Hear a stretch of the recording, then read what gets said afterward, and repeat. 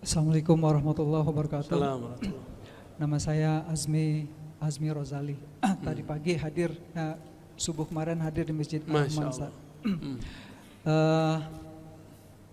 Saya di khutbah tadi menangkap Ustadz memberi stigma tertentu negatif kepada para pesantren hafiz, adik-adik kita yang sedang berjuang untuk menghafal Al-Quran saat ini, Ustaz. Oke.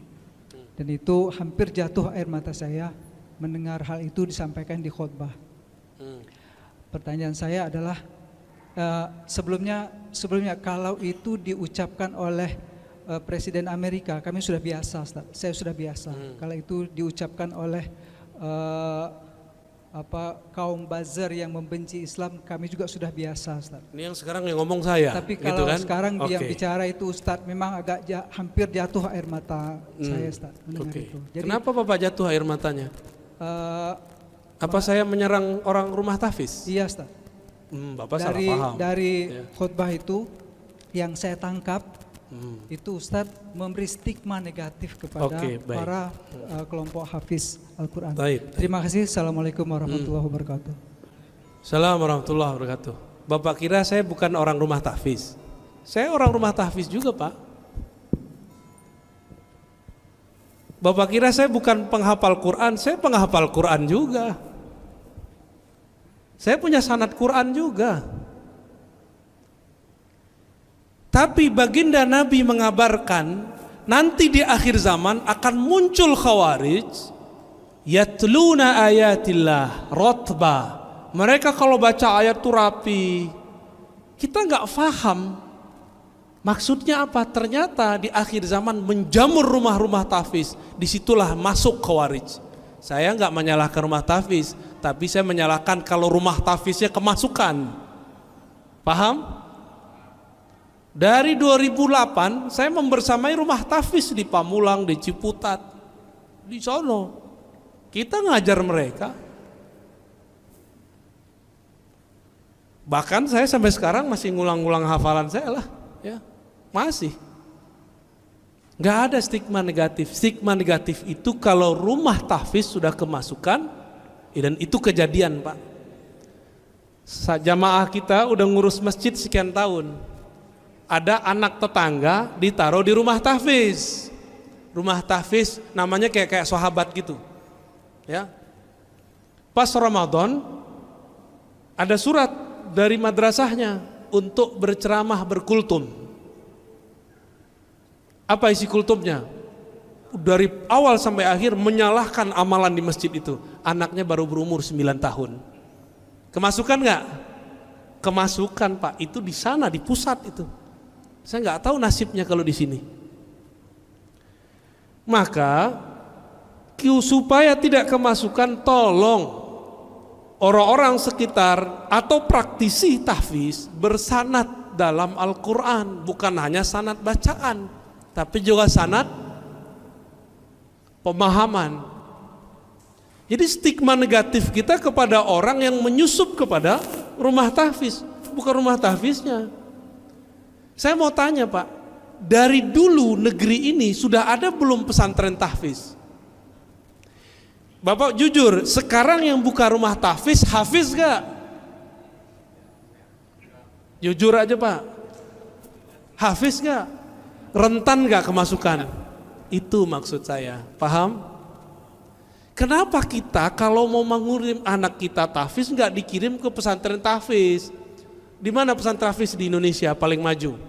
Anak kecil-kecil, Pak, kayak gini hafiz 30 juz banyak.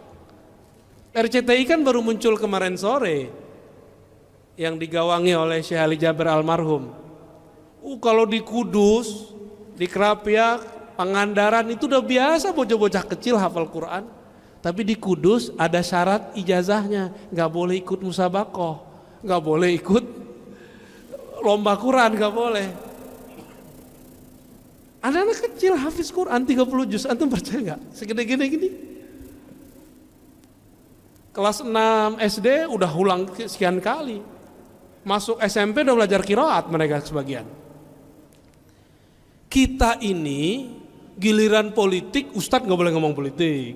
Giliran kimia, kedokteran Ustadz gak boleh ngomong. Nah, giliran antum gak ahli Quran, punya rumah, pengen beramal, gak percaya sama Ustadz, udah buat aja rumah tahfiz, gaji aja Ustadz.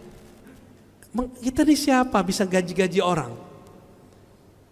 Emang kita bisa menjamin Quran yang kita sebar itu sahih?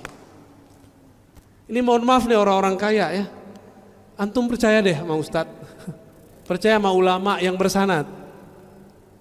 Ini ngeliat Ustadz udah curiga dulu ya. Akhirnya rumah tahfiz nggak dilepas-lepas. Buat pesantren bangunannya doang. Banyak Pak, saya udah jalan. Orang kaya bingung mau beramal, dia buatlah pesantren, judulnya tapi gurunya nggak ada. Dimintalah seorang Ustadz ngajar 3 bulan kabur. Ganti lagi Ustadz setahun bubar semua. Dia kira pesantren itu kalau ada bangunan terus tengahnya ada masjid berkubah, terus ada kaligrafi. Dia mengira pesantren itu begitu. Pesantren bukan itu Pak. Pesantren itu guru, murid, kiai, santri. Ngaji baru ada bangunan. Kalau orang sok beragama, dia buat bangunan dulu, dia kira bisa bikin pesantren. Paham? Yang ngerti pesantren siapa? Ulama. Yang ngerti buat jalan, buat bangunan siapa? Insinyur. Maka kami gak urus Pak itu. Kita ini sering membatas-batasi ustadz, tapi kita kemudian ngambil wilayah dia. Ya. Jadi kalau nggak pakar-pakar amat, lu serahin ke pakarnya. Rentan sekali.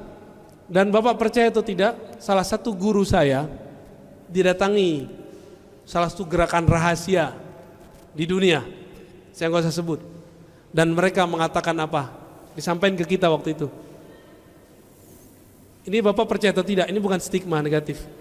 Rumah-rumah tahfiz, ma'had tahfiz yang tidak jelas sanadnya itu proyeknya kami. Itu mereka yang ngomong tahun lalu. Untuk mengadu ulama-ulama yang ada di pesantren-pesantren dengan orang yang juga berkopiah, ngafal Quran, tapi isi dalam kolbunya tidak ada Quran. Dia cuma ngapal. Ini mohon maaf Pak, kita ini kan termakan. Kalau makof itu ke ahli Quran. Ahli Quran itu ada yang pakarnya hafalan, ada yang pakarnya tafsir, ada ahli Quran pakarnya di hadis, ada ahli Quran pakarnya di fikih, ada ahli Quran pakarnya di tasawuf. Itu semua ahli Quran. Bukan yang cuma tamatan Quran Pak, hafal tahfiz, enggak. Apakah bisa mengamalkan Quran tanpa ilmu fikih? Apakah bisa mengamalkan Al-Quran tanpa ilmu akidah? Kan enggak bisa. Jadi tolong diluruskan Pak ya. Saya tidak pernah punya stigma negatif kepada penghafal Quran. Saya cuma mengkhawatirkan jika rumah-rumah tahfiz dibuat oleh orang yang bukan ahli agama, nanti kesusupan oleh kelompok khawarij. Itu aja Pak. Ya.